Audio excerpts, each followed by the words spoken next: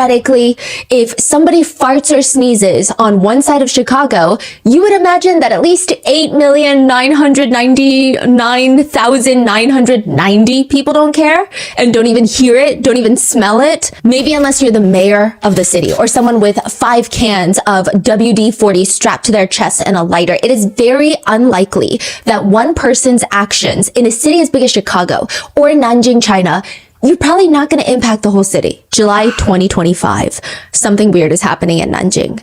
The ones who know about it and are talking about it online, they're all boycotting any future travel into and through Nanjing. Like, you would think that there's an outbreak of some sorts. They're talking about Nanjing online as if something incredibly dangerous, contagious is spreading inside the city with the residents. Some people online don't even want to come in contact with someone that's been in the city of Nanjing in the past year. These are people outside of Nanjing. Some people inside of Nanjing, nothing. They have no idea what's going on. They have no idea what people on the other side of the country or the other side of the world are saying about their city. In fact, there's this one guy, he posts online and he's just saying something weird has been happening. Okay, so he was on the street the other day. He lives in the city of Nanjing, if you need some context, which really isn't that pertinent, or so he thought. He was gonna go visit his uncle and he didn't want to go empty-handed. His uncle loves fruit. His favorite fruit is watermelon. He goes to the store, purchases the biggest watermelon that they have, which on second thought might not be the smartest idea, because now he's hauling this massive watermelon down the block and a stranger stops him, literally smirks at him and sneers. He's like, what the hell is wrong with this stranger? Like, I didn't even bump into you. I didn't do anything to you. Going to see your old man? That's crazy. This guy online is like, I mean, I've lived in Nanjing my whole life. Strangers don't talk to each other. It's not like America where you make small talk. It's like everyone goes about their day. Everyone's busy. It's a pali type of hurry culture there as well. The tone is kind of malicious also, which is throwing him off. And it's so weird. Is he about to get jumped on the street for a watermelon? He responds, yeah. The stranger looks him up and down and shoots him. A look that can only be described as utmost disgust. Like if someone were to step on a cockroach barefoot in the middle of summer and then half that cockroach carcass just sticks to the bottom of their soul, that's what it looks like.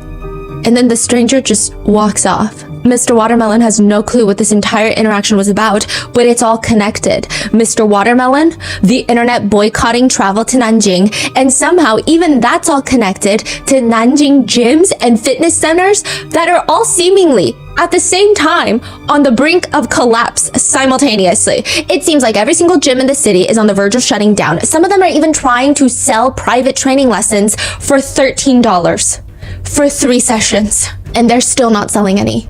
And if you start tracing it all back to when this all happens, you can almost pinpoint a day that this all starts. July 5th, 2025. It's the day that a person the internet has now nicknamed Uncle Red gets arrested. Because after Uncle Red's arrest, nothing and nobody is the same. How the hell is the entire city impacted by this one man's arrest? It could be the 1,000+ videos that he has on Nanjing citizens, secretly recorded videos of random Nanjing residents during the most intimate moments of their lives. It could be that, or it could just be that Uncle Red is kind of crazy.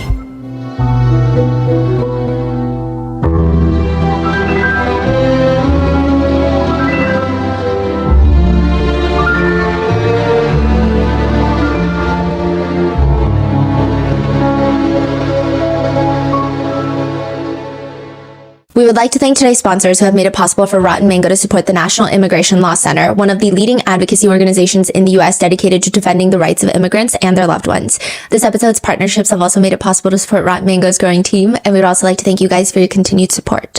As always, full show notes are available at RottenMangoPodcast.com. A few very important disclaimers for this episode. We had our Chinese researchers help assist with this case, as well as to help navigate a lot of the social conversations that are happening afterwards and just trying to navigate the social context of everything. Today's case involves mentions of illegal distribution of intimate moments without a party's consent, video footage. Today's case is also unique in the sense that it's going to be discourse heavy. So the crime itself is ongoing, but much of the conversation and the internet reaction has become part of the case itself. Like, you can't really separate the two. It's not one where I can be like, hey, so I'm going to tell you about the case, and then maybe a few little internet comments here. It's so embedded. You can't talk about one without the other. Otherwise, it feels like you're not getting the full picture of what's happening out there. So I'm going to tell you everything that's been happening in the effort to present all sides of the case. Just because I'm telling you what people are saying online does not mean that I'm endorsing what they're saying or trying to make light of a situation. But like I said, the discourse is almost becoming bigger than the case itself. And to ignore that would not make it go away. I mean, it's still there. Just because we don't like to hear certain conversations doesn't mean those conversations are going to stop or they cease to exist happening. So keep that in mind.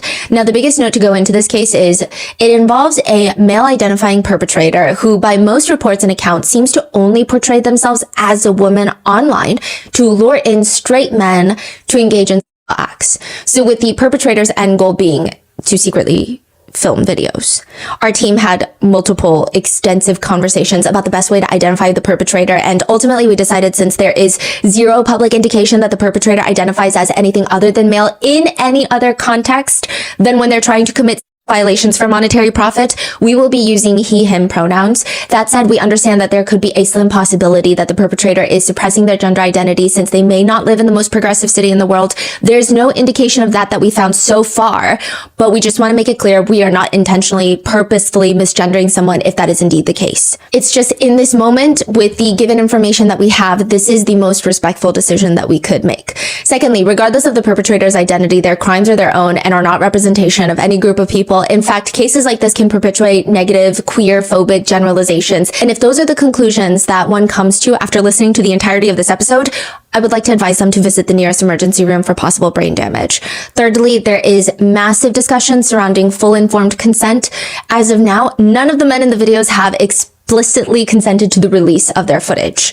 So keep that in mind. So with that being said, let's get started. Nothing gets people more violently riled up, in my opinion. I have never seen a group of people so quick to curse at each other, just like refusing to compromise, than a good old harmless conversation about who has better morals. It's the moral dilemma. It is the quickest way to get people close to you to scream at the top of their lungs, because if you refuse to kill one person, then you're intentionally, knowingly killing 5 other people, so you're actually not a good person. However, because I am willing to kill one person, I'm a better person than you. I'm morally superior than you. But that's just the trolley problem. It's like the most calm, demure of all moral dilemmas. There's a man named Jonathan Haidt, and he's got a lot of very uncomfortable moral dilemmas that people like to debate and familial ties with after long-standing fights about who's the better human. Take, for example, a family's pet is killed outside in front of their house. They had heard that roadkill meat is very delicious. Wait. Yeah, this is a moral dilemma, okay? Family's pet killed outside, ran over by a car. The family had heard from previous conversations that roadkill meat is very delicious. So they bring in their family pet. Nobody is watching. Nobody knows the family is doing this. And they cook the family pet's meat and eat it for dinner. Nobody saw them do this. Did the family do anything morally wrong? Some will argue, well, it's gross, but that's not the question. Is it morally wrong? And then they'll say, well, I guess the pet is already dead and it's their family pet. So if anyone's going to be upset about the situation, it would be them. And it's not like they're encouraging other people by doing it. They're not posting it online. Nobody saw them do it. I mean, it's gross, but is it morally wrong? Jonathan then further asks, then consider this. A man goes to a supermarket once a week, buys a chicken, a dead chicken. And before butchering the chicken, he has intimate relations with the chicken, and then he cooks it and eats it by himself. He does not share the food with anyone. He does not share the kitchen with anyone. He has no young kids in the house. Nobody sees him do this. He is a single man who does this in his free time. The question is it morally wrong? Who is this guy? He's he's an author. I believe he's a professor as well. Got it. And the question is not, is it gross? The question is not, would you do this? Do you want to be friends with Chicken Man? The question is simply, is it morally wrong? This is, side note, also why you cannot have philosophy majors over for dinner, because this would just end up in a bloodbath. Some would argue that this is an efficient use of natural resources. Others would say that there is a lack of respect being shown to a former living, breathing creature, which they would deem, personally, morally wrong. That's what they're saying. Then comes another moral dilemma. Okay, then hold that thought. So you think the act of doing this to a dead chicken because that chicken was once alive at some point is wrong, then I mean, you could also argue that you shouldn't be eating chickens, and then the only people that could have that argument would be vegans. But if you're not a vegan, then how can you have that argument? Then comes another moral dilemma. So let's say a woman is cleaning out her closet. She finds an old flag of whatever nation you're part of, or whatever nation you have the utmost respect for, whether that be the American flag, the South Korean flag, whatever. It's a national flag. She finds it, she has no use for it, doesn't want it anymore, so she cuts it up into pieces and then uses it as a rag to clean her toilet. Nobody looks through her bathroom window, nobody finds out, she doesn't post it on social media as some sort of message to the youth. It's not a statement of any kind, it's just, well, I was either gonna A, throw it away, and it's mine, I can do what I want with my possessions, and I mean, isn't it better to reuse things than just throwing it away? Some will say the chicken is a no-go, but the flag is fine. But others argue that flags can hold very symbolic meanings for a large population of people such as veterans, perhaps even more so than the symbolism of a grocery store chicken that people will be eating regardless. Then others argue, just because we independently have our own views about something, does that make others morally wrong when their views are not the same, even if they're technically not hurting someone? Where does the morality end? When they start hurting people? Or just the idea, the concept? But who comes up with where that concept is? Side note, if you've ever had the desire to be the very annoying dinner party guest, his book is really good. It's called Righteous Mind. Is it filled with these questions? Yeah, and it's filled with how his students respond, and it's just, I mean, it's crazy. Yeah, there's like a cockroach dilemma. There's incest dilemmas. Whoa. Yeah, it even goes into how a lot of people will first, this is what he says in the book of, it's interesting because when you ask people these questions about these moral dilemmas, first people will be disgusted by the moral dilemmas. And you'll see it. And one of the first things that they do to justify their disgust, because they can't, I mean, maybe someone on the street, but when you're talking to a lot of like philosophy majors, it's hard to debate that some of these are morally wrong. Because it's just difficult. They're not hurting anyone. Nobody's finding out. It's not a statement. So what they do is they feel the disgust first, the emotion. And he says one of the first things that happens is they will find victims to justify their emotions, stating the family who eats the pet will get sick, or they're teaching their children dangerous behaviors, or the children are exposed to diseases by eating the pet meat. He's like, who said they had children? That is so interesting. Others say a neighbor who is a veteran is going to see the woman cutting up the flag and cleaning her toilet. And if he doesn't see that, he's going to see it peeking out of her trash can filled with doo-doo. And he's going to be very sad because he fought for that flag. Jonathan is like, we never said anyone was going to see it. In fact, I told you, nobody knows that this is happening. This is happening privately. So people will create victims to justify how they feel upset about a moral dilemma, which I thought was very intriguing. But that's not the point here. There are other interesting moral dilemmas, a bit lighter. So the cockroach one, because I see that you were interested, so I'm just going to tell you about it. Okay. Yeah. A professor has everyone drink a sip of apple juice. And all of them take a willing sip. They saw it come out of the juice can and they take a sip.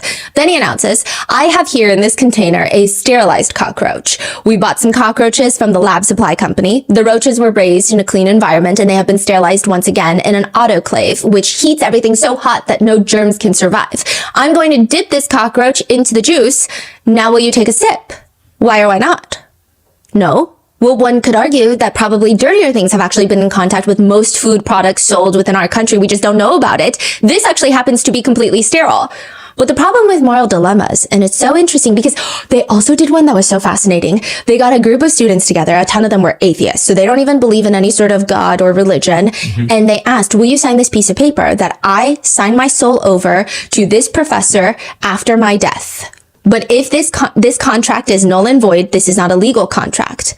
And they present it in front of the students, including the atheist students who don't believe that there's an afterlife, who don't really believe that your soul exists in any sort of form or even conceptually after death, and they refuse to sign it. They refuse to sign it. Would you sign it? Ooh, probably, yeah. Right, okay. Yeah. No. I don't know. No, just be safe. Yeah, I mean, just to be safe, I feel like, you would want a lawyer to look over it. No, at least, maybe. I would probably be peer pressured into signing it, though. Yeah. Would you sign it? No. You wouldn't? No. That's so interesting because you're not particularly religious or superstitious or... But I know it will bother you, so it'll just be whatever. So the problem with some moral dilemmas is that once you find an answer to the first moral dilemma, it leads to another moral dilemma, and then another one, until you're basically in this black hole of moral dilemmas. And that is today's case of Uncle Red. this case has led to at least 15 different conversations and debates about the morality of not just the case itself, but also the internet's reaction to the case. And it feels like a black hole that we're about to get stuck in. So at first glance, there is this list. The list looks like the top 10 list of men from the city of Nanjing. It's just a collage of 10 guys, a close-up of their faces, and it's ranked 1 through 10. If you see the collage, it's confusing because it has a little phrase accompanying each blurry photo of a man. Number 1 says, might as well guy. 2, Four Seasons guy. 3, Uncle Red Note Dreamboat. 4, half bottle of oil guy. 5, TikTok influencer sleep early guy. 6, muscle man. 7, watermelon guy. Number 8, the milk guy. Number 9, black leather jacket guy. Number 10, sister-in-law guy. Michelle's fiance, and Michelle is a pseudonym, is black leather jacket guy, number 9 on the top 10 list, which is kind of hard to forget for Michelle because every single day, every second of every moment, everyone in her orbit, in her social sphere, just keeps sending her links to the collage of photos. Everyone calls your fiance the leather jacket guy. Well, I mean, her former fiance. It gets to be so much that she actually posts online. I took the video and I questioned my fiance and he went silent. I showed him the collage and currently we have notified both sides of our family. I went to the hospital to get checked for anything today and I'm still waiting for the results. We were together for almost 3 years. I really believed we'd make it all the way to the altar. Both families had met, they'd gotten along, and then the Uncle Red story broke and I couldn't even trust my own eyes. All the lies he told me suddenly felt hollow. I confronted him and you just shrugged and said, let's part on good terms. I'm sorry. As if those words could erase everything. At that moment, every bit of light I had carried for 3 years in my life shattered. Uncle Red, I was left wondering, what exactly was I to my fiance? Really, Uncle Red? She posted a screenshot of a video of her fiance, well now, ex-fiance, sitting in a black leather jacket, sitting on the edge of someone else's bed. And that's where the top 9, like the number 9 photo was pulled from. And same with the other 9 guys. They're all sitting on the same bed or they're all standing in the same room. Michelle apparently went through leather jacket guy's phone and he even had the chance to come clean. One of his friends messaged him, do you want me to tell your fiance or are you going to? He responded, I don't think that's necessary. What do you mean? You're engaged and still doing this? You don't have shame?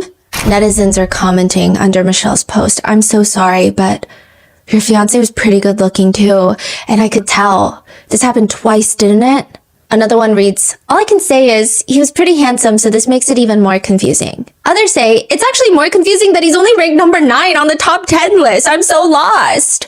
Another one in the top 10 list is a popular influencer on Douyin, which is China's TikTok. His videos have gone viral in Asia at least a few times solely for the reason that he's attractive.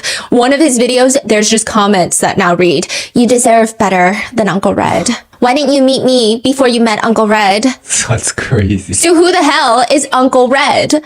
A middle-aged man allegedly catfishing straight men into coming to his house to have intimate relations.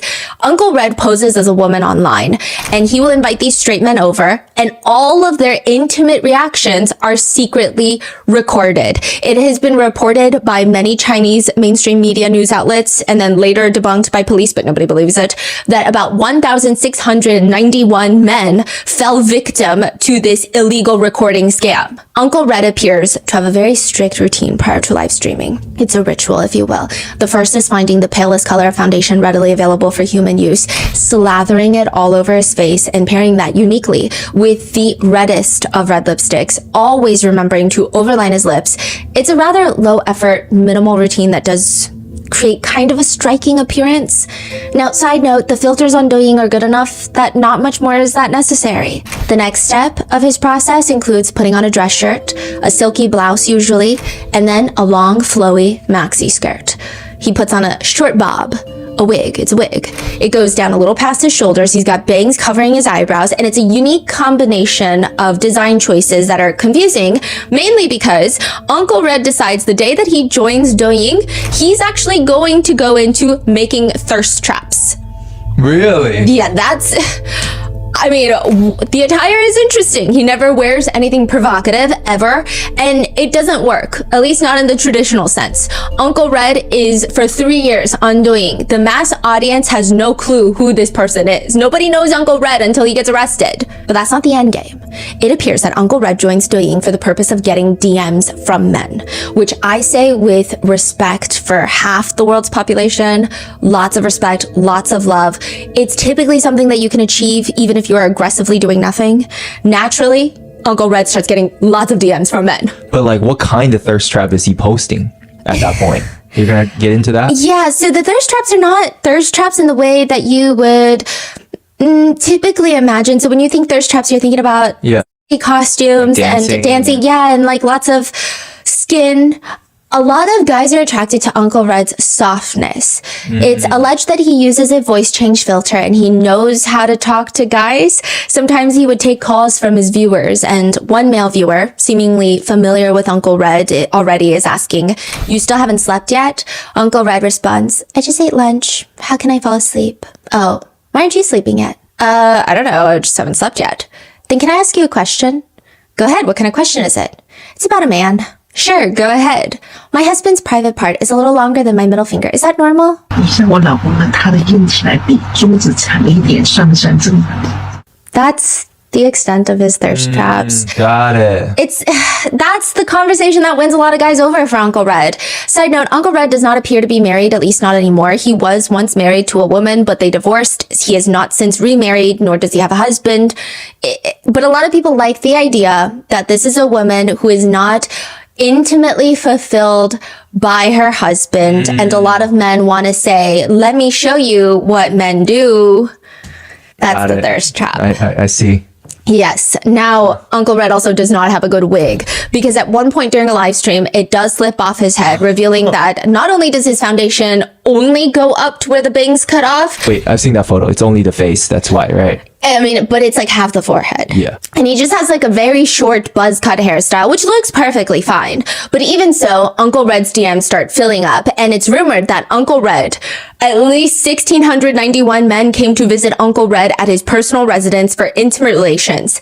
So why is this a Rotten Mango episode? One of the first titles to come out of this incident, well, first of all, let me tell you why it is a Rotten Mango episode, because I've gotten hundreds of separate emails, while I was so deep in the Karen Reed case, and everyone is telling me about Uncle Red. And so I looked into it and I thought, okay, maybe it's not going to be the most complicated mind case, because my mind was wiped. And then the minute that I got into it, it's just the moral dilemma conundrum. It made my brain spin because of how many different debates were taking place online. Also, just like how viral this is on TikTok, and then in all of Asia, like every single country in Asia was. Yes. It's crazy. Like everyone's talking about this. It's suspected that Uncle Red's bang, wig, pale skin, red lipstick, maxi skirt is going to be the #1 Halloween look in most Asian countries this year. That's crazy. Yeah. So one of the first titles to come out of this incident, and again, this is not me agreeing with the wording of this title, but like I said, it's important how the news is presented in this case. It translated reads, "Nanjing 60-year-old man with a wig and a long skirt successfully attracts over 1,600 straight men." So it's a very strange title, and accompanying it is a collage of a bunch of guys' faces, and they don't look like mugshots considering half of them are looking down to the side, all different directions. Some of them are shirtless, others look like they're in brief flashes of pain, others look like they're in brief flashes of pleasure, which you can't really tell the difference. And it's a very weird visual to see so many random guys' faces in a collage. I mean, the background is so consistent that you have to consider that the idea that the pictures were all taken in the same place is a valid theory. And they are. All of these pictures were taken at Uncle Red's personal residence, where, like I said, almost 2,000 men have reportedly come to visit Uncle Red. That number will later be debated, but we will get to that. For 3 years, nearly every single day, Uncle Red has had visitors. Livestream fan after livestream fan knocking on his door, and it's kind of difficult to pinpoint who watches Uncle Red's live streams. I feel like if you sat at the corner of his apartment building and made bets with the elderly neighbor who sits outside on the plastic chair every day, you would lose money, because sometimes it's a younger college kid that shows up hoodie and a backpack. Other days it's a slightly older, fitness obsessed looking muscle dude in a muscle shirt. Other days it looks kind of like a nerdy English tutor. Other days it looks like a middle-aged balding man. The only reason that you would really know that they're here to see Uncle Red is that they do not come empty-handed. The speculation online is that Uncle Red's house becomes a local legend through word of mouth. Uncle Red does social media, gets a few guys in the messages, but these guys then turn and tell all their friends, you need to visit Uncle Red's house. It's basically a steal, you know, what you get and what you give. It's not even comparable. It's basically free. All you have to do is bring a small gift, a household necessity, a bottle of peanut oil from the grocery store that's $3, a single watermelon, which depending on the season in Nanjing is $2 to $5, or a packet of milk that you can get on sale, whatever. Just bring a bag of spinach if you must, which someone does. Just bring something to show gratitude for the host, and most likely what you get in return is what netizens refer to as, quote, full service. Undoubtedly, a lot of these guys find this to be a practically free exchange. I mean, a lot of the stuff you can find in your own freezer. They put in zero emotional effort, no dates, no paying for dinners, no relationships, no strings attached, and they don't have to pay for the services because Uncle Red is willing to do it in exchange for a half-filled Dasani water bottle of peanut oil. In fact, a lot of streamers will barely give their top donors the time of day unless they're dropping thousands of dollars on them, let alone meet up with them in person. But Uncle Red's fan service, if you will, is so good that Uncle Red will take anyone in. These are how netizens are saying they think that this whole scam started, this whole crime started. Uncle Red won't even make fun of you for buying a $3 bottle of oil and taking half of it and giving Uncle Red only half the bottle of oil. Instead, Uncle Red will guide the men to the tiny thin mattress in the corner and spend about 30 minutes with them. Now, up until this point, all of this is consensual. Like, these men are coming to Uncle Red's house. They're not being forced to stay there. They're not being forced to partake in any intimate relations or activities. So all of this, like, no part of this so far is a crime. Some of these men may have realized that the market price and what Uncle Red are offering is kind of a steal. It's a good bargain. Uncle Red's apartment is difficult to find, but even then, still a bargain. It's a basement unit and it's dimly lit. It kind of has a bunkerish feel to it, which is what netizens say. I will say it's very sparsely furnished, just a collapsible table, mini fridge, a bed, and a built-in closet with a sink next to it and a bathroom off to the side. It's not exactly homey, but some of the guys have to turn on their phone flashlights to even find the door to Uncle Red's unit. And we know this because a lot of them are captured on the video walking in with their phone flashlight on. But it's seemingly worth it, because right when they walk in, Uncle Red will place pink slippers in front of them.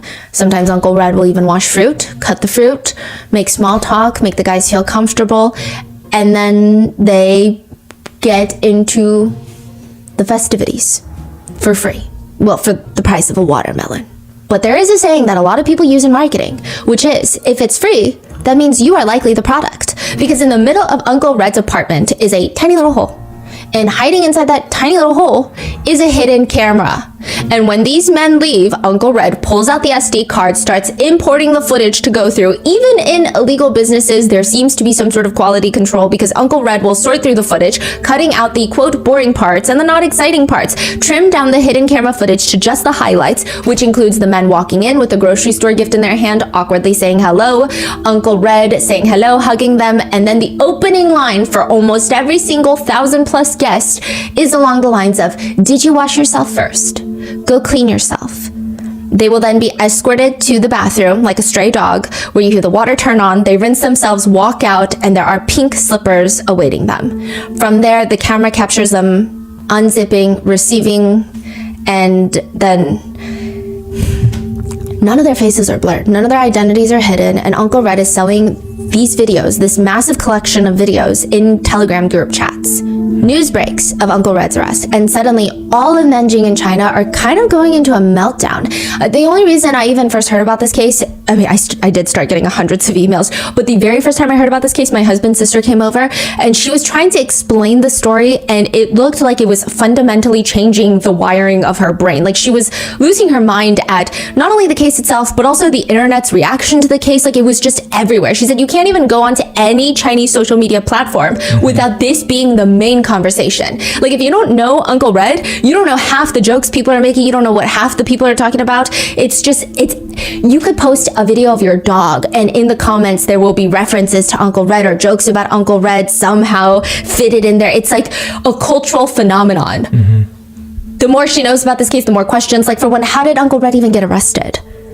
July of 2025, a man walks into the police station in Nanjing, China to report very simply that his private moments were secretly recorded and they're circulating online. He knows where the videos were taken, he knows who took the video, and he's going to lead the police straight to her. That's about all he says to the police. Police head to the basement unit of Uncle Red, they knock on the door, and since Uncle Red was not expecting any company, Uncle Red does not have his live stream fit on, and they realize, okay, this is a little confusing because the man who reported it to me said that this was a woman in a bunker type style basement unit who took these videos, but now I'm looking at a middle-aged man, maybe it's his wife, but it's not, it's him.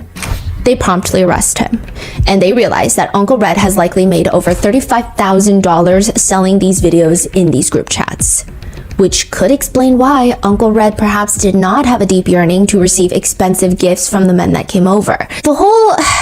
Okay, this is where I, again, get a little bit confused by the internet reaction, because I will say the selling of the videos online is reminiscent to other cases that we've covered, such as Enthrim. I don't know if it compares in severity, and I don't think it would be appropriate to compare the severity of certain cases. However, the business idea is similar in the sense Uncle Red will join a Telegram group chat or start one. He will charge $20 for a video in the group chat. After spending $20, if you want to see other videos or more videos, instead of receiving further payment, Uncle Red will ask that you invite 3 people into the group chat that will be willing to spend $20. So it seems like a very well thought out business plan. It's a referral program for new customer acquisition, which what can only be described as Uncle Red's blooming illegal video criminal enterprise. July 5th, 2025, authorities in Nanjing release a brief statement that they have put an end to said illegal video sharing by Uncle Red.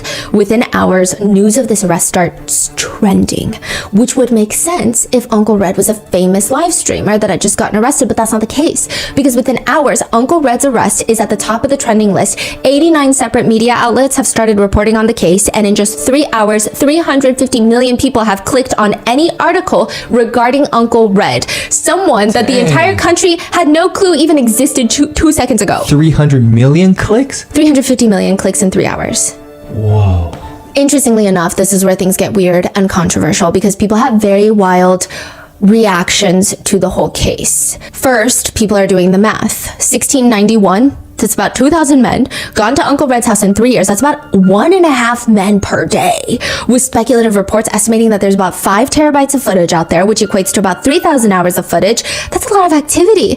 And that's not him even, I mean, he's got to lure these men somehow, so he's talking to people online. Let's say it takes about an hour to at least talk to someone to the point where they can come over to your house and do those intimate relations. I mean, this is like a full-time job. Most of the videos are also the same, which depicts Uncle Red performing oral activities on the guest, and then usually unceremoniously Uncle Red will turn around without taking off any clothing, just lifting up the back of his maxi skirt and then just like backing up into the man in question. Now, this is the part where I report to you all of the internet reactions regarding Uncle Red. And again, am I saying that these are appropriate reactions to a situation like this? No, that's not at all what I'm saying. I am just here to tell you what people have been saying online, what the general consensus has been, the types of memes that have come out of this, just so you understand the full totality of this case. The initial reaction across China seemed to be a mixture of shock, rage, and confusion. But with a lot of women, particularly on Douyin, on TikTok, that are just squinting at the collage of men's faces, praying that they don't see a boyfriend, fiance, husband, dad, whoever. Some even go online to report, hey, so I did find my dad in one of the thumbnails, and I don't know if I'm supposed to tell my mom. I need advice. Others say, okay, well, at least yours is kind of a more simple situation where you should probably tell your mom. For me, it's different because I found my colleague. A lot of people report finding their colleague or brother or someone that's like distant enough that you definitely don't want to confront them with it. You have nobody else to talk to about it, and now you're just stuck with this information. One comment reads, I was here for the drama, but then I found my brother-in-law in one of those pictures. And we thought he was working, but turns out he was at Uncle Red's house and he showed up with a carton of milk, so that's very awkward. On Chinese dating apps right now, and again, is this appropriate? That's not up for me to decide, I'm just letting you know. The biggest red flag that a lot of Chinese women state is that if a man writes that they are from Nanjing, even though it's a massive city with 9 million people, they think it's inappropriate. One netizen shared her dating profile, which reads, requirements for boyfriend. 1, not from Nanjing. 2, must not have been to, stopped by, or traveled through Nanjing in the recent years. The comments under her post are agreeing with her, writing, yeah, I'm not going to date Nanjing men in the foreseeable future. I'm also going to abstain from those who have even stopped by Nanjing for work. Other netizens expressed just sudden disinterest in men completely, writing, I've just been uninterested in men these days. When I look at them, I just feel like all of them have slept with Uncle Red. I don't know what exactly that means. I don't know if it's the fact that 1691, you get it. But another one writes, does anyone understand my pain? When I walk around Nanjing, because I'm from Nanjing, I just feel like every guy I see, I just picture them with Uncle Red instantly. I just look at them. With the consensus being on many Chinese platforms that the biggest diss that you can throw at someone is telling them that their husband or father is from Nanjing. There have been lots of memes that have occurred from this case in this situation. I mean, you know, when you travel to a new city, there is a TripAdvisor must-eat list on there. Well, on there, the number one must-eat list is a 38-year-old man, which, side note, a lot of initial reports stated that Uncle Red was 60 years old. He's not 60, he's 38 years old. But it is must-eat 38-year-old man named Uncle Red. And then the Red Gate banquet list goes viral. People have given nicknames and created these AI videos. A lot of people have dubbed Uncle Red. And again, this is for, if you look up this case, you're going to see a lot of these references online. And I'm not saying that these are appropriate, but a lot of people have dubbed Uncle Red Nanjing Zero online, which I was thinking, okay, there has been discourse that we're going to cover in a second about perhaps there being not enough usage of protection and things that can deter you from getting an STD. So maybe they're calling him Nanjing Zero because they're trying to make some sort of joke or some sort of meme about him being patient zero, and he's like passing on things to other people because they're just all doing it willy-nilly, like all 2,000 of them. But I came to the very interesting conclusion that zero in China refers to bottoms. Yes. And one refers to tops. And Tiffany and I, my sister-in-law and I, had a very uncomfortable conversation where she was like, okay, so let me explain. What's funny is Tiffany didn't know what top and bottom means. She actually only knew what 1 and 0 means. Yeah, so it's like you have to double translate what top and bottom means to her. And then she's like, oh yeah, that's 1 and that's 0. And then I had to double check that this was not like an offensive term in China. And then she was like, no, she was showing me these Douyin videos of guys who are like, oh, I'm a 1, and then it's like thirst traps. So I was like, okay, it seems like a normal thing that they talk about. But that has become another meme. And there has been, aside from the chaos and discrimination, it's not even just stopping at men from Nanjing, but also fitness men. So remember the 1 through 10 ranking that there was? Those are the top 10 men that netizens find the most interesting and or appealing from Uncle Red's guest list, if you will. And they have been ranked. I'm not even going to go on to what it's like to rank victims of these intimate videos being leaked, but it's been done, and these have been circulating and everybody has been referencing them. Number 3 on the top 10 list for Uncle Red is actually a pretty famous fitness influencer on the app, Red Note, Xiaohongshu. And it's relatively easy for netizens to connect the dots because even when he went to go see Uncle Red, he's wearing this black Under Armour shirt with a big white bull on the front and a pair of Adidas Ultra Boosts that he always wears in his fitness videos, and he has a very distinctive look. And after these videos leaked online, he changed one of his social media bios to just read, I've already filed a police report, my life is a mess, and I'm planning to leave Nanjing for another city. Stop sharing the leaked footage. Then, ranked number 2 out of the 10 is someone netizens have dubbed the 4 Seasons man. Because a lot of netizens, after this news broke out, they actually, it's like the Barbara Streisand effect. It's what happens in a lot of crimes like this is people will go out and seek the footage afterwards. It draws more attention to said footage, and people have been piecing together who is who and what is what. And I will say some netizens do say we have to do this because a lot of these people are not going to come forward. A lot of them are married, a lot of them have children, a lot of them have other partners that may not know that they're visiting Uncle Red and may want to get tested, or may not know that they're having other intimate relations. So that's kind of been one conversation of why they're scouring through the videos. Others say it's just for fun, which is a very morally debatable dilemma that we can go down. But there is one guide called the 4 Seasons man, and it is because he has been seen in 4 different videos, and it's in each of the seasons: spring, summer, fall, and winter. And you can see in his attire, in one he is wearing full-on winter gear, thermal puffer jacket. Summer, he's wearing lighter clothes, and that man is visiting Uncle Red all 4 seasons. Then in first place, so a lot of the 1 through 10, they made the top 10 either because they're attractive, like the leather jacket guy that cheated on his fiance, or because of the unique gifts that they brought, i.e. Watermelon Man. But the number 1 place is, I'm already here, might as well. And this is actually turned into a very famous phrase in lots of countries in Asia. That is what this man has been dubbed online. Netizens came up with this name because reportedly in the leaked video, it appears that when he gets to Uncle Red's house, he realizes that Uncle Red is probably an uncle. So Uncle Red goes by Sister Red online, and so he gets there and he's like, okay, I don't think this is Sister Red. So he starts confronting Uncle Red, asking, are you a man or a woman? Are you a man or a woman? And this is going to be another moral dilemma that we're going to go down, and lots of people have been having debates about it, but right now, pause on that. He's asking, are you a man or a woman? Uncle Red lies and says, I'm a woman, I'm a woman. He does not believe him. He's like, I don't believe you. So then finally, Uncle Red tells him, well, I'm going to call the police if you keep harassing me and asking me these questions. And he has this moment reportedly in the video where he thinks about it, he ponders it, and then he decides, you know what, I'm already here, I might as well. And the next frame of him that netizens have clipped from that video is of him in likely a moment of pleasure. So it's now become a meme, again, wildly inappropriate. Nevertheless, I'm just reporting on what's happened. A meme shows a screenshot of the video where you can see him pondering, looking very pensive. And then right after it, right under it, it shows him looking up at the ceilings with his hands resting on his hips. And he looks like he is enjoying the moment. And it says, I'm already here. Something doesn't feel right, but might as well. Yeah, in Chinese, like Lila. It's like really viral. These have gone very viral, and pretty quickly everyone found out who the might as well guy even is. He works as a teacher from one of the elite Shanghai kindergartens, and if you're wondering, a lot of people actually travel to Nanjing to meet up with Uncle Red. Oh. Yes. So the kindergarten that he works at, to go there, you have to send your child there, you have to pay $22,000 a year for kindergarten to learn how to count to, I don't know, 26. It costs $22,000 a year. But I digress. The most appalling revelation, however, is that he has a wife and children. So he quickly deactivates his accounts. Everyone thought that he was just going to disappear off the internet, focus on his personal life. But no, not long after, a new Douyin account pops up with who only netizens can describe as being the doppelganger of this man posting workout videos in the similar fashion of the might as well guy before he deactivated his account. So comments start questioning him. Hey, did you, just delete your old account and start a new one with a fake name?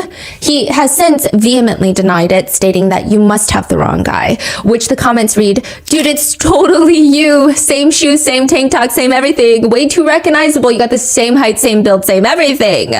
He too has a bit of a buff build and typically liked to post his workout selfies and shirtless photos on social media before everything blew up, which has now cemented this joke in a lot of netizens' minds that if you post shirtless workout selfies, then you remind everyone of Uncle Red's type, which are young, buff dudes. So now, under random fitness influencers' videos, there are comments that read, hold on, let me check my dictionary first. And the new term dictionary means the collage of men from Nanjing. 1,000 men pictures. Another one reads, please put your shirt back on, we're not in the mood these days. Another one reads, show this to Uncle Red, you're his type. Another one says, what number are you for Uncle Red? Another says, brother, please stop showing off. Everyone is trying to find out which one you look like. Another reads, either put your shirt on first. Currently, we feel nothing. The moment we see someone flexing muscles, all we can think about is whether or not you have kissed Uncle Red. Or another one that simply states, let's not talk about whether or not you are popular. First, you need to tell us if you've been to Nanjing. To which some netizens find the whole social discourse very confusing, and they comment, imagine being a fitness guru right now. They write, quote, overnight, the thirst trap men watch their skies fall down. It's said that if you post fitness content and you're from Nanjing, you're almost obligated to add in your bio, have never seen Red Uncle. So example, there is an online user, a fitness guru from Nanjing called Chestnut Loves Spinach. That was his username. Now it's Chestnut Loves Spinach, parentheses, I swear I've never seen Uncle Red, end parentheses. So it's become a huge thing and people are still making memes out of it. So there's this one incident, including a foreigner, and that incident has since gone viral because when Uncle Red sees his private parts, Uncle Red, it's just interesting, like the amount of discourse that has occurred from this case is vast and it's vastly different depending on where you look. So for these people, they're saying this is almost like a social experiment and we should treat it as such. And a lot of netizens have psychoanalyzed each video and each reaction to Uncle Red's video. So for example, when this foreigner walks in, people say Uncle Red has finally solved the debate of if size matters because Uncle Red puts both of his hands out gasping and says, whoa, it's huge. And after they were done, Uncle Red paid him $14 for the experience.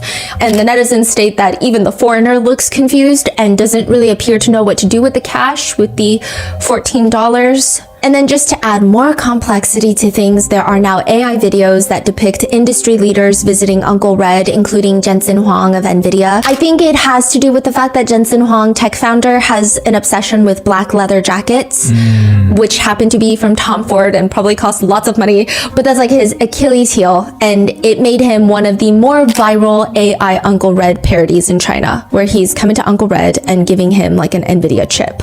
Trump is also one of the AI videos. So people have created Lego sets for Uncle Red's place, which shows Uncle Red and men having intimate relations and a line of people waiting outside waiting to get in. Some of them are holding watermelons, bottles of oil. Some netizens comment it's not the most realistic, stating that there's too much oil because a lot of these guys would only bring half the container of oil. Yeah. Others point to the pink slippers, and they've made memes of this pink slippers with zoomed in pictures of it saying, "No one feels sorry for the slipper. It has been worn by over 1,000 people." Others have gone to recreate Uncle Red's quote, iconic look by donning a wig with bangs, throwing on a mask, silky blouse, and a long skirt. And I will say, you know what this discourse is reminiscent of? Again, I'm not comparing severity. I'm just comparing crime happens discourse that is so big and almost all on the same level of dark humor. It reminds me of all the baby oil jokes. Where it's like the discourse is almost bigger than the case itself, and it's generally on the hee ha ha side and not the I'm gonna take this seriously side. So that's kind of what it's reminiscent of. So you have people recreating Uncle Red's iconic look, that's what they call it, by throwing on a mask, silky blouse, long skirt. There are fashion tutorials on how to achieve Uncle Red's makeup. Some clubs have even started adopting the Uncle Red memes with giant screens inside the club that read, anyone who is late with their round, dodges their shot, or doesn't focus on drinking is going to be sent straight to Uncle Red's house. That's what it says. There's just been a lot of reports and discourse and online conversations about the fact that Uncle Red was able to get so many men to come visit them. And in one video, according to reports, a foreigner is using an app. So foreigners will come, Uncle Red will use a translation app to even talk to them. There is nothing barring any guest from coming in and having intimate relations with Uncle Red. Uncle Red seems to be open to anybody, and they will be using this app to translate the conversation. And at one point, the foreigner pushes the phone towards Uncle Red, who is talking into the phone near the foreigner's face, and netizens believe that Uncle Red has very bad breath because the foreigner keeps looking away, sneaking in breaths of fresh air, and at one point he just straight up covers his nose with his hand. But the main comment reads, the way he's gagging and covering his mouth when Uncle Red is talking. To which the next comment reads, but he still didn't leave. And that is where the nickname that Uncle Red is an absolute manslayer comes about. And a lot of memes have spurred from the fact that netizens joke Uncle Red is eating better than them. They state that a lot of the men showing up to Uncle Red's apartment are young, good-looking, well-built guys that have a lot of people would have dated them. So why did they find Uncle Red instead of them? That's a huge conversation being thrown out. A new meme is where Uncle Red is using his tongue to try and pick out food that is stuck in between his teeth. And the words across the meme are, I'm eating better than you, sister. People start creating these AI videos of Uncle Red giving lectures, dating advice to women on how to capture, quote, good quality men, with the AI video showing someone who kind of appears to be Uncle Red in the same apartment, saying things such as, today I'm going to teach all my sisters how to get high quality household goods. 首先，我不要房，不要车，也不要彩礼，一个西瓜，一包纸巾，半桶花生油，我就很满足。千万不要成为男孩眼中的拜金女。第二，要给男人足够的情绪价值，哪怕3秒钟，不要夸他们很棒，提升他们的自信心是聪明女人必须掌握的技能。Third, you have to be proactive and make the first move. But the truth of the matter is, no matter how good looking a guy is, when he is hungry, he will still eat trash. Unless he's very rich, then he will only eat Michelin star food. Sisters, follow Uncle Red to learn more. It's never too late to learn.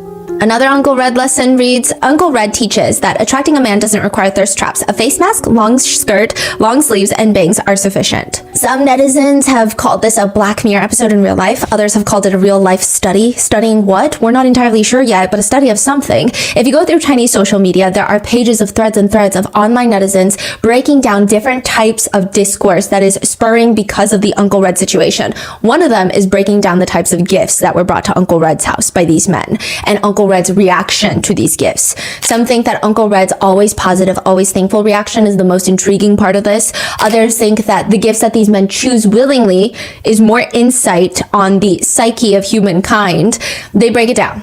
Some men have come empty-handed. It's been reported that Uncle Red never specifically demands anything to be brought to him, but these These men bring stuff out of courtesy and it's kind of awkward to go empty-handed. However, some men do. The others, all of these gifts are just like random household necessities that range from food products like a single watermelon, packets of milk. I mean, you would think that some of these netizens analyzing the gifts are doing dissertations, myself included, I guess, dissertations on this topic because they've broken down the types of milk that were gifted to Uncle Red. Milk is one of the more popular gifts, and almost every single time, all these men picked out the cheapest milk, the cheapest brand of milk, the cheapest type of milk, the cheapest kind of milk, the cheapest milk. There's one brand in China that is known for having milk that is cheaper than a bottle of water. A bottle of milk is cheaper than a bottle of water. That's the brand that almost all of them went with. Kind of alarming. Yeah, the milk was still considered a top tier gift on the gift analysis hierarchy, with tissue paper being on the lower end. Almost all the men that brought tissue paper would bring like a small packet of tissue paper, like a 3-pack little Kleenex packet, but they would buy the cheapest 1-ply tissue paper that if you were to try and wipe water off your hand, it would stick to your hand and disintegrate into white fluff all over your hand. How do netizens know this? A mixture of personal experience, and according to some netizens who have personally viewed the illegal footage, they state that after one man gifted the 1-ply tissue paper, another man came over and used it to wipe their private parts, but the tissue paper disintegrated, leaving tens of little pieces of tissue paper on their private parts, and it is reported that this man spent quite a bit of time dusting it off of himself while Uncle Red just stood there watching and waiting. Another man brought a bag of fruit for Uncle Red, but apparently on the journey, on the trek to finding Uncle Red's place, he got so hungry that he ate half of the fruit. Like, what do you mean ate half? Like half a watermelon type of half, or just like a bag of apple? He ate half a bag. Okay. But the top tier gift, the most expensive gift being cooking oil. One man was so stingy that he bought a bottle of cooking oil and he decided that he wasn't going to give Uncle Red all of the cooking oil, so he got a Dasani water bottle, filled that up with cooking oil, and brought the Dasani water bottle of cooking oil to Uncle Red's house. Or it could just be leftover oil that he has at home. Yeah. Another man brought one of the more valuable gifts. Some netizens have argued it's almost heartfelt, which is a fish. A fish that the man caught himself. Uncooked, still attached to the fishing wire, just like a live fish from the river. And Uncle Red's response in his soft voice was an encouraging, "Wow, you were able to catch such a big fish." Some joke that by this rate, after 3 years, Uncle Red should be able to open up his own grocery store, and people have created memes of photoshopped images of Uncle Red in his own grocery store. It is to the point where people say if you're a Nanjing local, it's best not to walk around with a single lone watermelon, a carton of milk, or a bottle of oil. And that has also led to a lot of deep analysis on the men. There have been so the moral dilemma, it's tenfold. So first of all, the moral dilemma is this an appropriate reaction that the internet and society can have to a situation like this, where everything is okay up until Uncle Red illegally films these without consent and then releases them online? Clearly, that's a very bad crime. These men are ultimately victims, but is it okay to have this type of reaction? That's the first moral dilemma. The second moral dilemma comes in the fight of a lot of guys and women are fighting in the comments section. So a lot of girls, they are making jokes about this case. And they're saying, you know what? Because I feel like there are lots of crimes against women where men make jokes about it. I mean, take the Diddy baby oil situation, for example. Lots of jokes are being made. And so why do we have to suddenly be so sensitive when nobody is sensitive towards crimes against women? And so it's been like this back and forth, almost like a mini gender war at times. It's been really intense. And then there's also been conversations of why did all these men even go to Uncle Red's house? A lot of men have decided to take this as a teaching moment for women. And they are telling women it's because Uncle Red gives off energy where he will support men. And it's because all of these feminist gold diggers are just looking for Lamborghinis and not cooking oil. It's why women can't get any of these young straight men, and Uncle Red is getting all of them. And that's become a whole conversation itself. Yeah. I saw one. It was like a guy, the girlfriend was like, I want a new iPhone. And then he flashed back to Uncle Red. Yeah. Like only wanting a Apple. Yeah. So one netizen breaks it down of Uncle Red's allure, and he says, Uncle Red's videos actually sneak in a whole crash course on how to treat men. The second a guy walks in through the door, Uncle Red greets him like an old friend, not with a stuck up like, what do you want? Why are you here face? which like I don't know anyone who does that, but okay. Second, yeah, the apartment is decent at best, but it feels cozy like a home. 3, he even washes fruit, hands it over. Even for a casual fling, he gets treated like an honorable guest at Uncle Red's. 4, he takes charge to initiate physical conduct instead of just laying there like a dead starfish. He's fully engaged. 5, when a couple of guys get overwhelmed and get performance anxiety down there, Uncle Red doesn't roll his eyes or pile on pressure. He eases the awkwardness and gets them back in the game. 6, he has thick lips. One netizen agrees, saying Uncle Red has proved to women that men are not actually picky. But a lot of women have a lot of things to say about that, obviously, with one comment reading, I want to thank Uncle Red for getting rid of so many red flags for us. And they're not even talking about the men in the videos. They're talking about people saying things like this about Uncle Red. So it's become another moral dilemma. One netizen even comments, his voice is gentler than 80% of Chinese women, which I'm telling you, Chinese women had a field day with that comment. Another one comments, Uncle Red reflects the emptiness in the Chinese man's heart. Their wives are too fierce. At least Uncle Red is submissive. Another group of men are just fully outraged that women are not outraged at this situation because the victims are men, stating that women would have been more outraged had the victims been women. And women are agreeing, saying, yeah, but when have you been outraged? Last time the list of victims were women. Like, men are never outraged. It's women being outraged for women, and now the men are the victims. You guys go be outraged. We're tired. So that's been another whole collective discourse of like, why are women being held to greater, higher standards than men? And why do we have to be the emotional outrage factor for every single crime that's ever been committed if men don't do the same for women?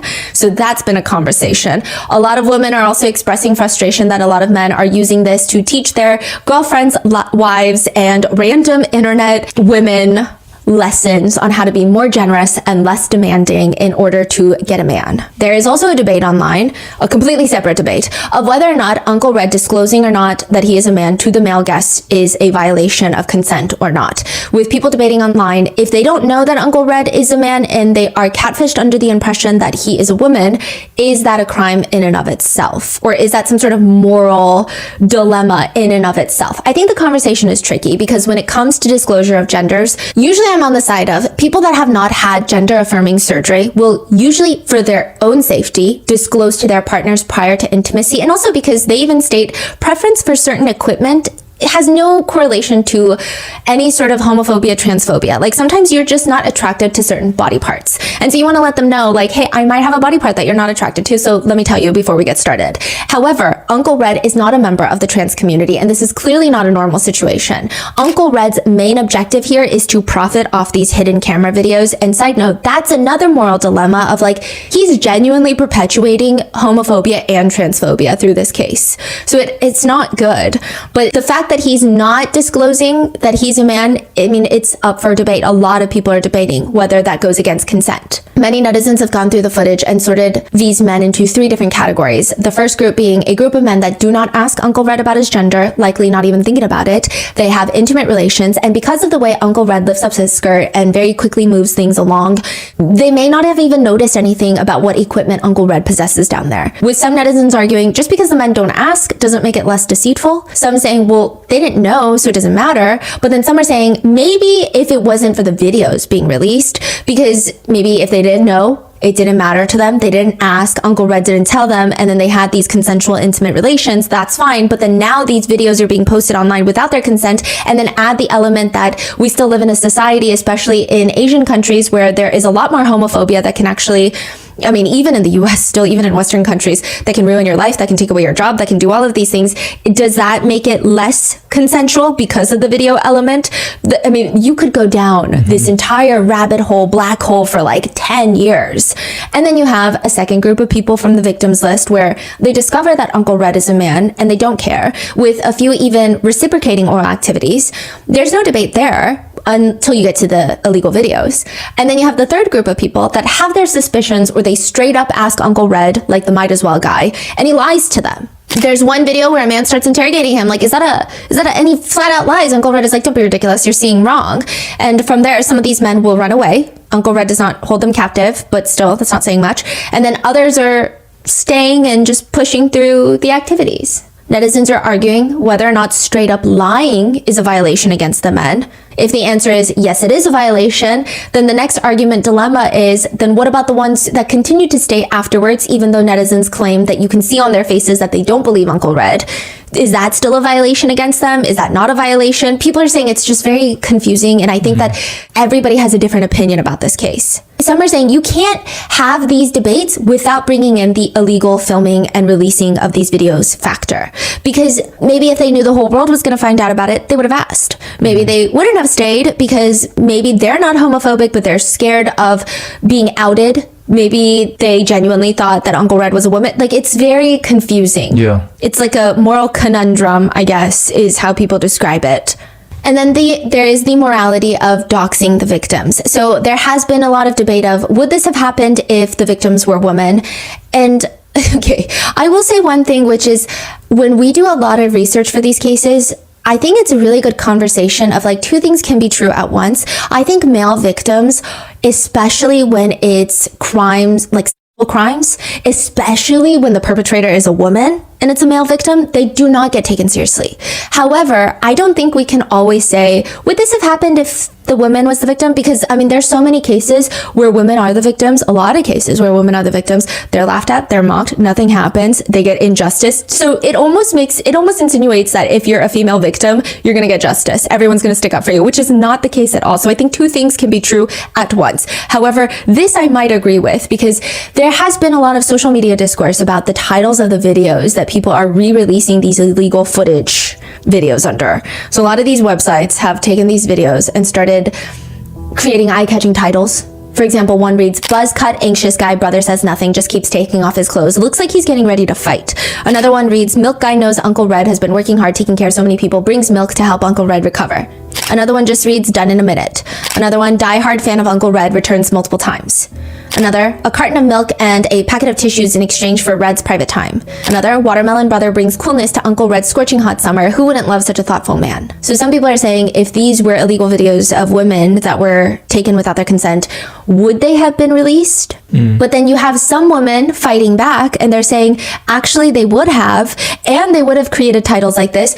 But what's crazy is it happens so often, it actually doesn't make the news, and that's why you don't think it happens. You know, literally, as we speak, there's a huge Anthroom case in China that's happening at the same time. I do think I got some emails about that. Yeah, which everyone's talking about this. Yeah. So it's like, just when you think, okay, that's a good point, then someone will come and say, no, it's because you're just unaware, because when it's a female victim, it happens so frequently, it doesn't really make the news unless it's a massive scale operation. So it's been this huge back and forth.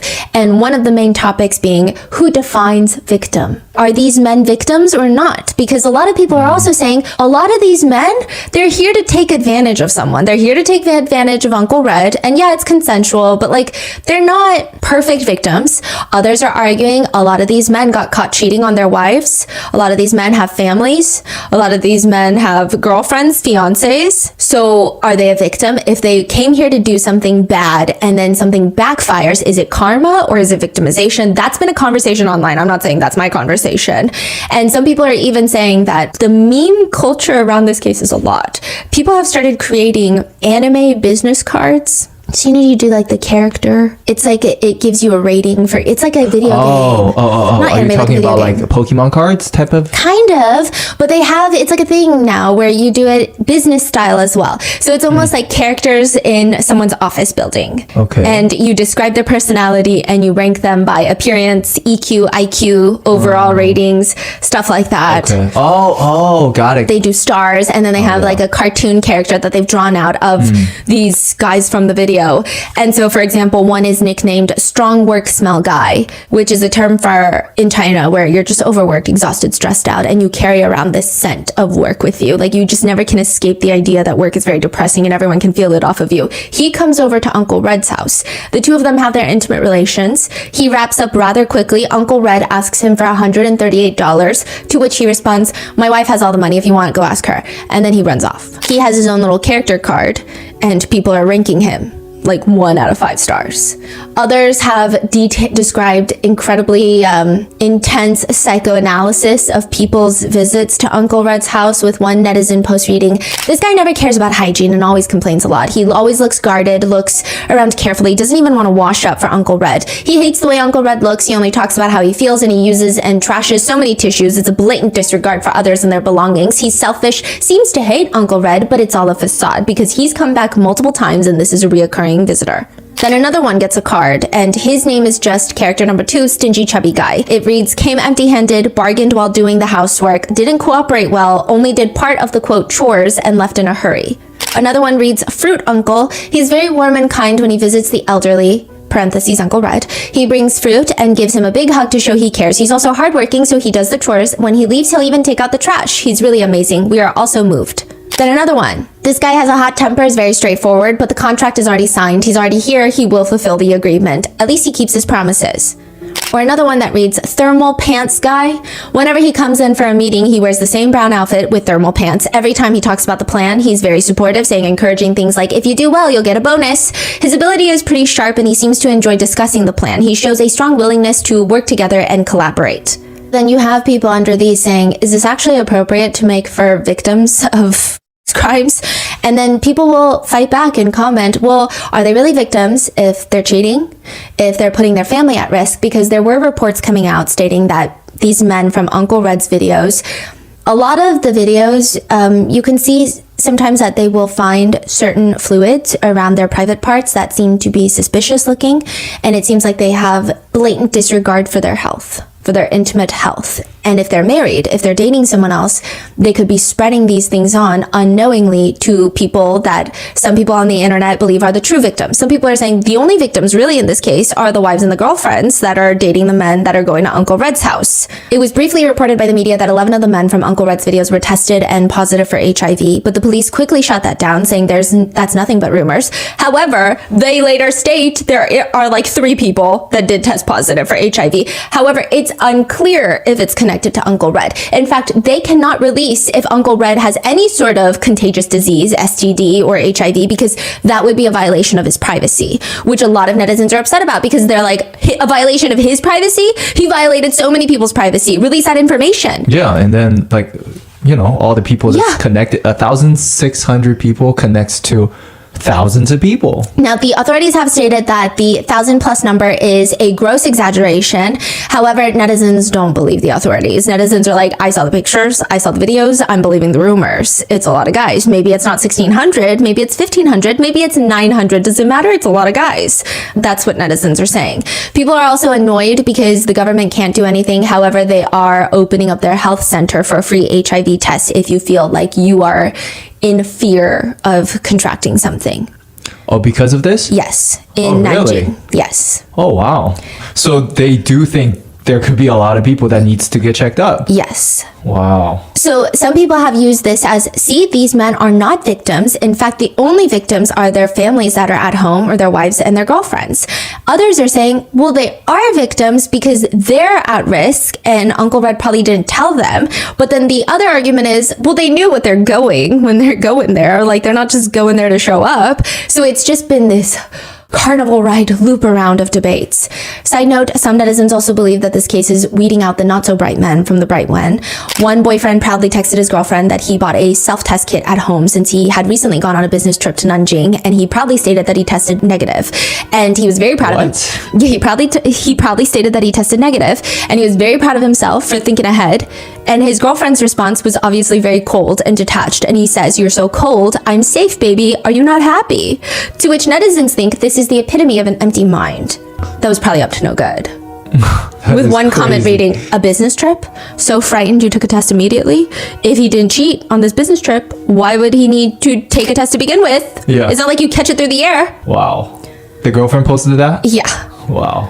And with this HIV scare that's happening, a lot of people in the LGBTQIA community are upset because it's like, again, are we really going to do this again where we are creating these homophobic, fear-based situations of the correlation between gay men and HIV? And it's just, I can see how infuriating that is. Specifically because I do think Uncle Red got off on duping straight men into believing that he was a woman. I think that was also part of the quote allure for selling these videos. Yeah. I think the people that were purchasing these videos, that was a huge element. It's very annoying. There have also been conversations on whether or not this is a comparable situation to Bonnie Blue. Bonnie Blue, if you don't know, I think she's based in the UK. Is she British? I'm not sure, but she's an OnlyFans model who recently broke the record of sleeping with like 1,000 men in 12 hours in a day. 1,000 men. And she got a lot of hate. I mean, it made news internationally. People hated her. Versus Uncle Red, I think he's almost become a meme to the point where I don't think people hate him per se. They just make fun of him. I don't think there's this like deep-rooted, I despise you, you're setting humanity back. Whereas that was the case with Bonnie Blue. And there has been this debate of, wait, why is a woman who does it consensually with men that are consensual, with men that know everything about her, and she's very proactive about STD health and preventing STDs, why does she get hate, but this man who's doing it is almost become a legend? Then a lot of guys come in and they're arguing, oh, well, you know why? It's because in Bonnie Blue's situation, the real victim are women, because women feel like she's perpetuating negative stereotypes about women and creating this stigma that women should be open and available for men and are obsessed with just like anyone on the street. Whereas in Uncle Red's situation, he's only victimizing men. And so these men are saying that's why women don't care. And that's why the world hates Bonnie Blue, because the ultimate victim is probably Bonnie Blue and other women. And whereas for Uncle Red, it's just men. But then there's been a lot of pushback on that as well. There's even been pushback on Uncle Red's name. So a lot of Chinese female netizens are really upset because initially he was called Uncle Red. And then people started calling him Sister Red or like Red Auntie. Also, just for clarification, some people call it Uncle Hong. Yes. Hong. So Hong is the Chinese word for red. Yes. That's why people call it Sister Hong, Uncle Hong. It just means red in Chinese. And a lot of Chinese female netizens were upset and they were stating, stop calling him Sister Hong. Like, there are 0 women involved. This is a man's crime. Don't drag women into it. Like, this is a man targeting men, harming men, and why do we have to call him a woman? And I think it has to do with the fact that he never states that it has nothing to do with the trans community. It genuinely just seems like he did this because it's part of the allure, it's part of the videos, it's part of maybe a kink that he has, is to trick straight men. So a lot of people were upset about that in China, and they're saying, you know, it doesn't make sense why we have to make him Sister Hong. With a lot of female Chinese netizens fighting back and saying, if a woman had genuinely secretly recorded and leaked footage of her sleeping with over 1,000 men, sold the footage without the men's consent, and profited money off of it, she would have been eaten alive online. But Uncle Red has become a meme. So this is not a woman. Like, this is Uncle Red. He's never identified as a woman outside of committing these crimes. So what are we doing here? That's been a huge argument. Others are arguing Uncle Red did nothing wrong, except for the videos. They're saying having sex with men is not wrong as a man. And everyone's like, wait, but we know that. So that's just been like a weird conversation, but some people are commenting justice for Uncle Red. He did nothing wrong. Those men wanted it.